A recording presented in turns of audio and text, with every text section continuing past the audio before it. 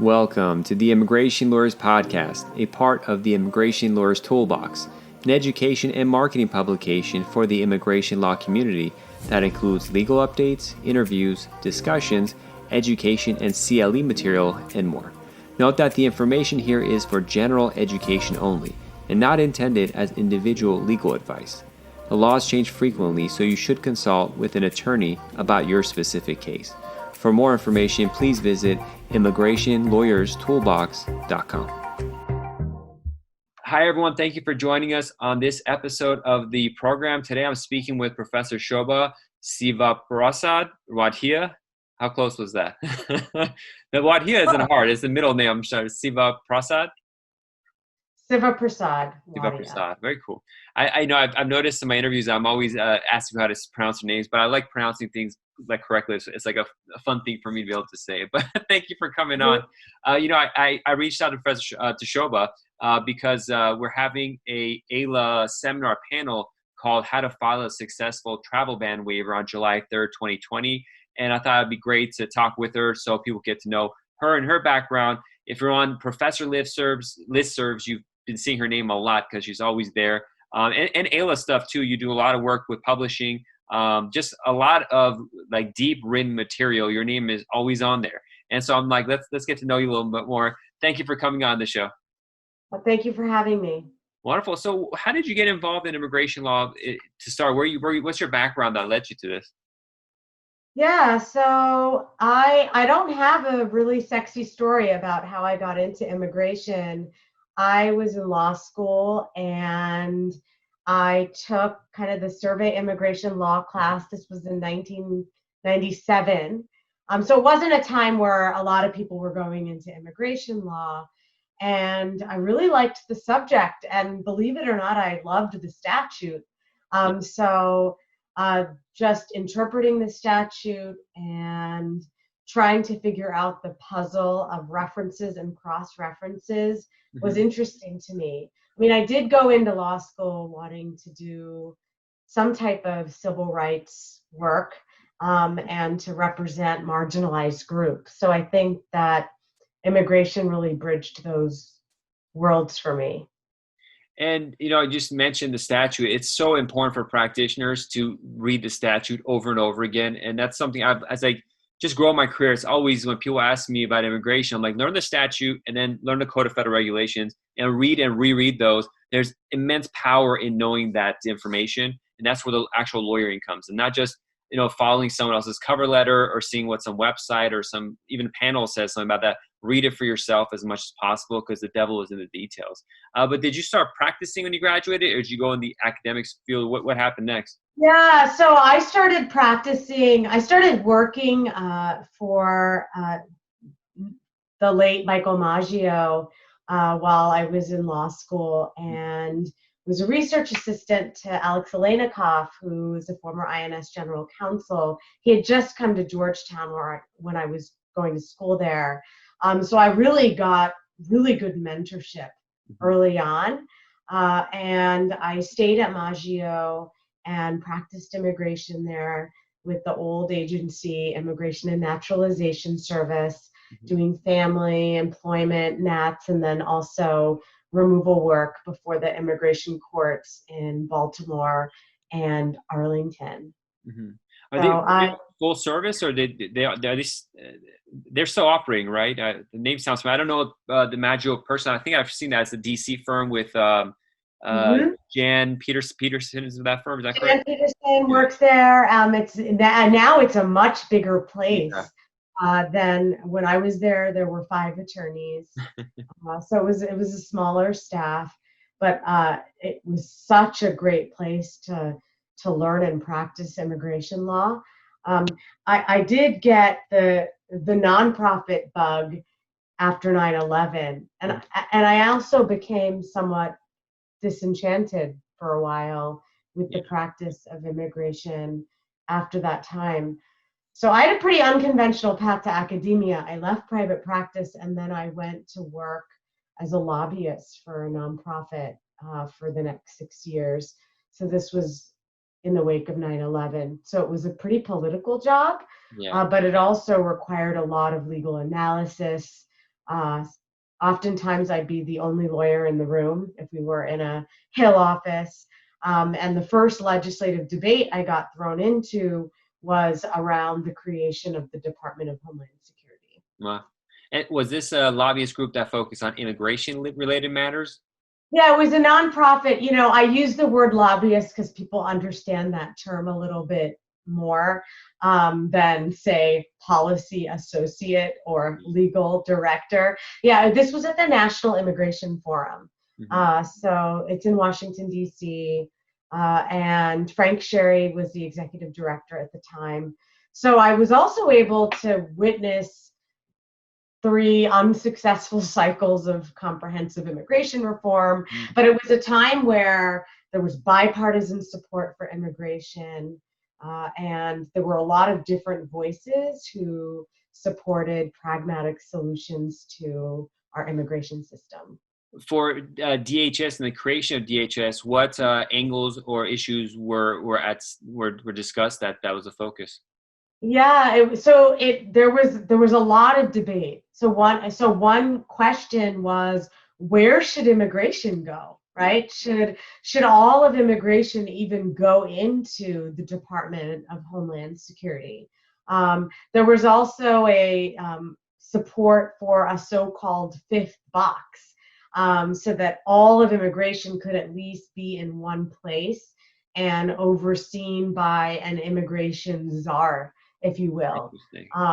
And as you know now, it didn't unfold that way.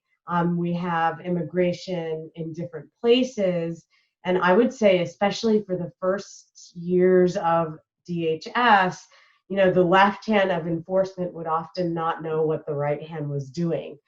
So that absence of sort of a centralized leader in immigration was pretty visible and quite different from even the INS model. You know, in one sense, it's helpful to create a better immigration system under the current leadership. If we did have a centralized node like that, it would be so much more disruptive and destructive as it is. Looking at how they're trying to, if you had the USCIS head that's now the undersecretary for DHS, I think it is, or something like that. If he was the guy they put in charge, or the Miller guy, or one of these, people, let's put it, it would be disastrous. Maybe the inefficiencies of spreading it out maybe helps better, but who knows? It's such a nightmare. So after that that opportunity you were in, what did you do next? So while I was at the forum, I also started teaching, and I think that also helped to inform what I did next. And I was teaching at Howard University and American immigration law in one school and asylum and refugee law in the other. And I really loved it. And it was a good learning experience for me to teach a different range of students in both places. But also, teaching is tough, especially when you're also working full time. So it was really the weekends where I would try to inhale as much information as I could. I mean, teaching really keeps you on your toes too, because you want to stay up to date with what's happening. So I, after that run, went on the teaching market. And so I've really only had 3 jobs essentially in the last 21 years or so. And I took this job at Penn State, which is where I am now, and was recruited largely to start their immigrant rights clinic, which I run, and to teach courses in immigration. Tell me more about the Immigrants' Rights Clinic. What kind of cases do you handle? Yeah, so there are 3 pillars, I guess you could say, for the clinic. One thing we do is policy work for non-governmental organizations or institutional clients. So, for example, KIND, Kids in Need of Defense, or the National Immigrant Justice Center. They've been clients of ours, where students will learn about what it means to write a white paper or research an issue and make recommendations, and then present those recommendations to the policymaker. So that piece of the clinic was certainly informed by my work at the forum. The second piece is community outreach and community lawyering. So for example, the police department is a client of ours. And in that capacity, students have trained police officers in the State College Police Department on immigration issues, have helped to develop a written policy on immigration for law enforcement. And those are some examples. The school district is also a client of ours, where we might do policy setting around schools. And then finally, we provide legal support in individual cases. So some of those cases have involved you victims or survivors of crime, asylum seekers who are applying affirmatively with the office, or who are applying for asylum as a defense to removal. It's a pretty low volume because there's a pedagogical component to the clinic too, right? On the other hand, in the wake of the 2016 election, we have really done a lot of rapid response. So if you are on the improv listservs, you'll see from time to time, if a new proclamation comes out, we'll try to have a fact sheet in plain English available in 24 to 48 hours. And so that page on our website has really become a clearinghouse, not just for our community, but also for on a broader level. Now, the community part you spoke about was fascinating in that you're working with all these different organizations. Is that typical of clinics, and how did that start for you guys? Yeah, so I like to think of our clinic as unique in a sense, in that we have our hands in a lot of different areas. So there are clinics who also work with their municipality. But I do think that we've been able to dig a little deeper in some areas. And part of it is the amount of time that I'll spend on relationship cultivation is long. And that too is informed from my work in DC. So we've had a 5-year plus relationship with the municipality, for example.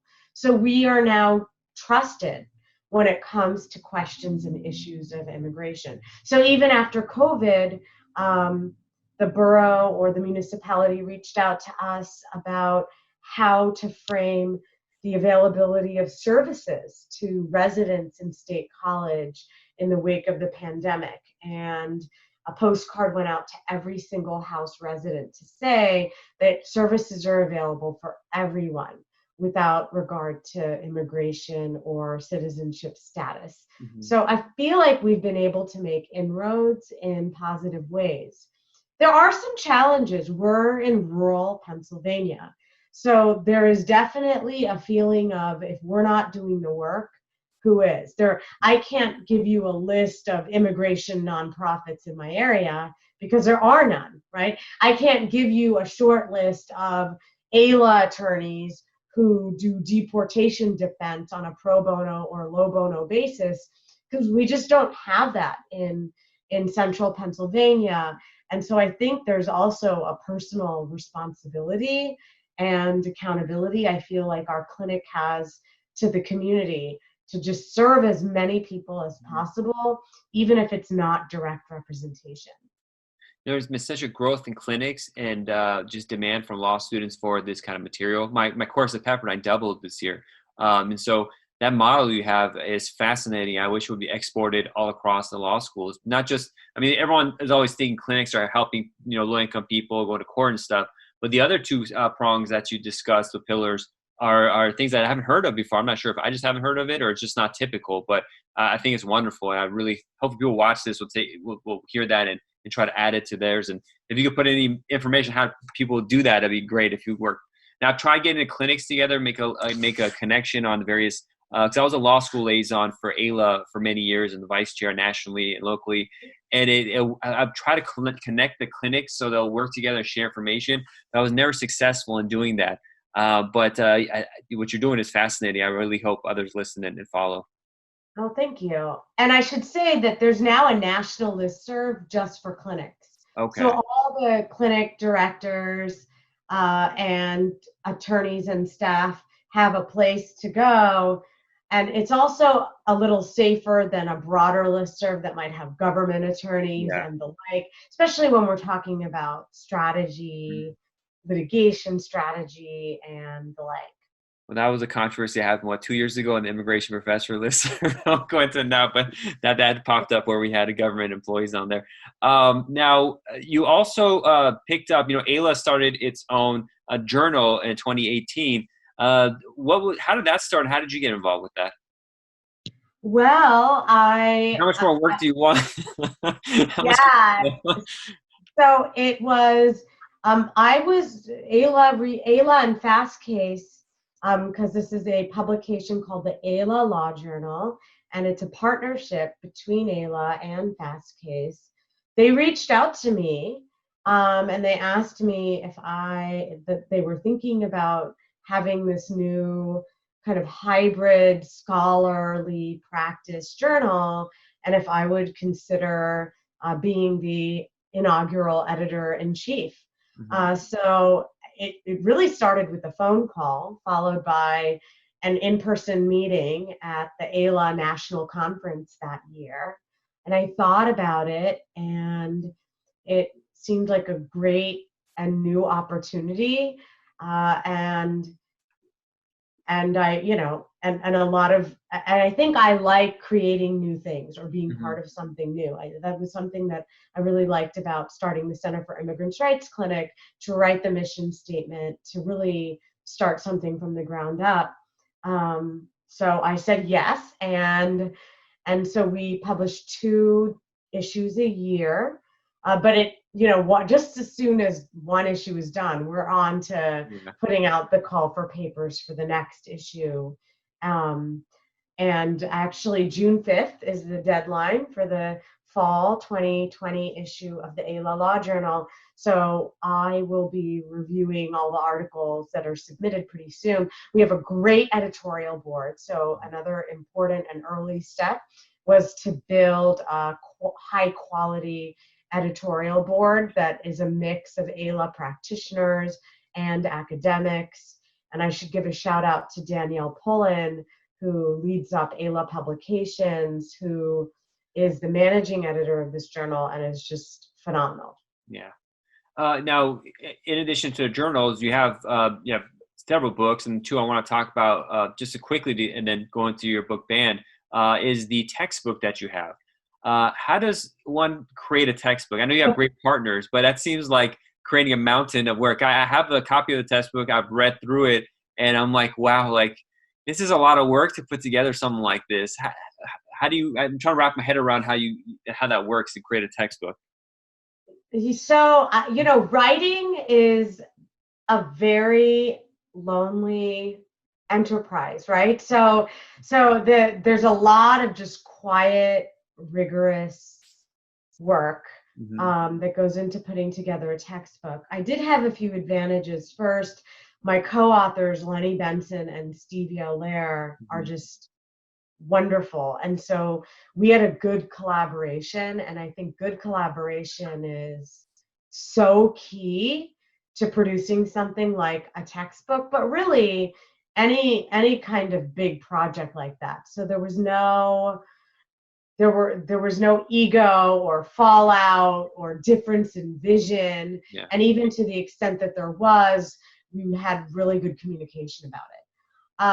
The second advantage I had is that there was a first edition, right, that I was not on.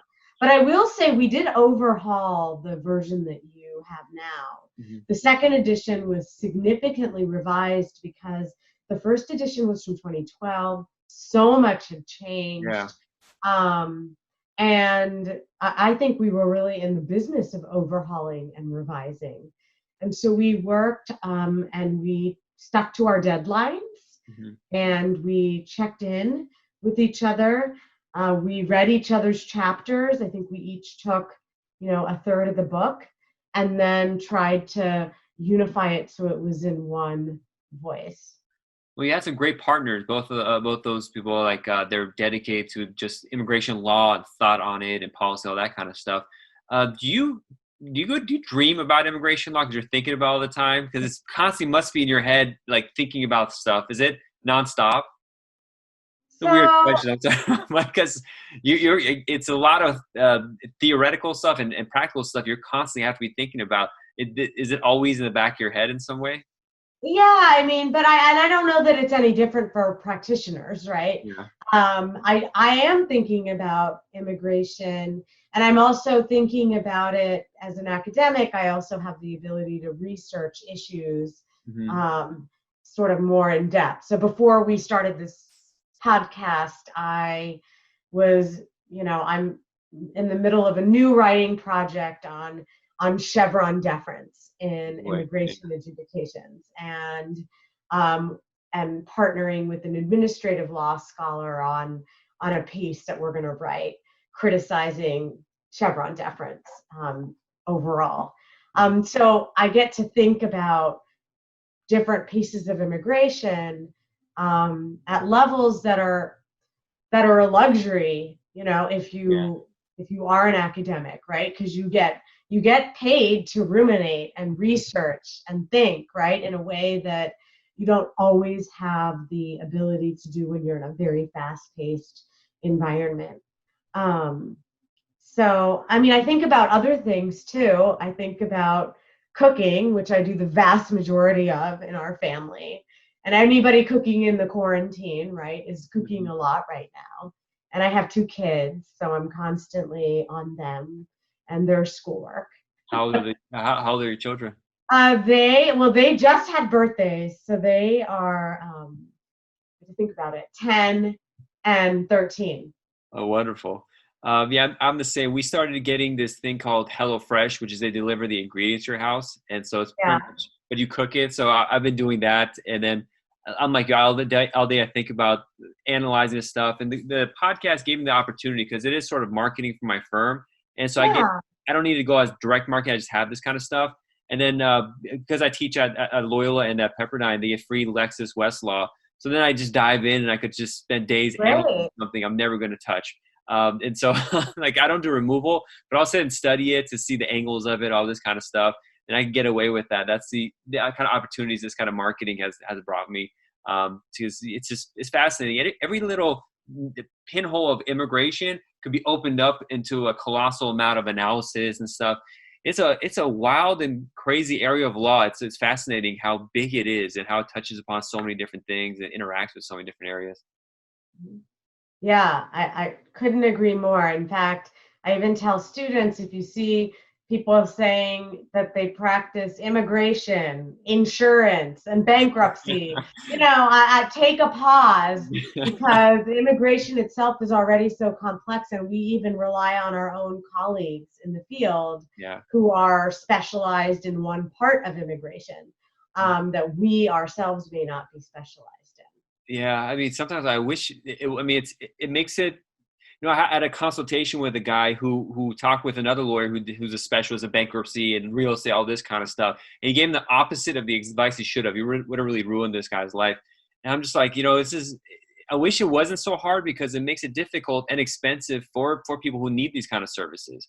It's like being a brain surgeon when you're doing this kind of stuff, almost, or really expensive Yeah. kind of surgery. I wish a general practitioner could wrap their heads around this, but just the things that have happened in the last couple of years we're talking about those travel bans. There's so many different ones that you have to know the nuances for. It's really easy Yeah. to get it wrong. It's so true. There's a lot of nuance. Well, fortunately, I've had a lot of former students in the clinic and in immigration law go on to practice. So now there's a few generations of people who care about the nuances and Yeah. are practicing in the complexity of immigration. Yeah, we talked about, in the early 2000s, I think it was, we did immigration. It kind of, you got disillusioned, all that kind of stuff. There's a lot of pain that's coming in the immigration system, even for the lawyers. But I'm seeing people really step up and take it on, and then more people getting interested in it. So it's having kind of the opposite effect that maybe the administration would have wanted to frustrate lawyers out of this game. I'm seeing him kind of doubling down on lawyers, that is, and really just battling it and pushing forward. Yeah, and immigration is a reason that a lot of would-be law students are identifying as why they're applying for law school. And I think that they're watching up front, what it means when there's an executive overreach. And so accountability involves lawyers. And so I think people are seeing some of the connections in what is happening in our own country and the significant role that lawyers play. Mm-hmm. Well, actually, let's get to your book, Banned. So you have a new book coming out, Banned: Immigration Enforcement in the Time of Trump. Can you tell us about that book? Yeah, so it just came out last year, and it is a chronicle of immigration enforcement in the first 18 months of the Trump administration. And so my goal was to really show what the changes are, without the legal jargon, but in an accessible way, and to pair that with analysis and interviews with people directly affected by immigration enforcement, interviews with former government officials in INS and DHS, which was fascinating because I really wanted to see how did they view the changes in this administration. Is it really new? Or is it actually how they might have made policy when they were at the helm? And then finally, I also interviewed attorneys who were representing people affected by immigration enforcement. It was a pretty cathartic writing exercise because it was a way to it was my way of constructively reacting to what was happening without mixing clients in it.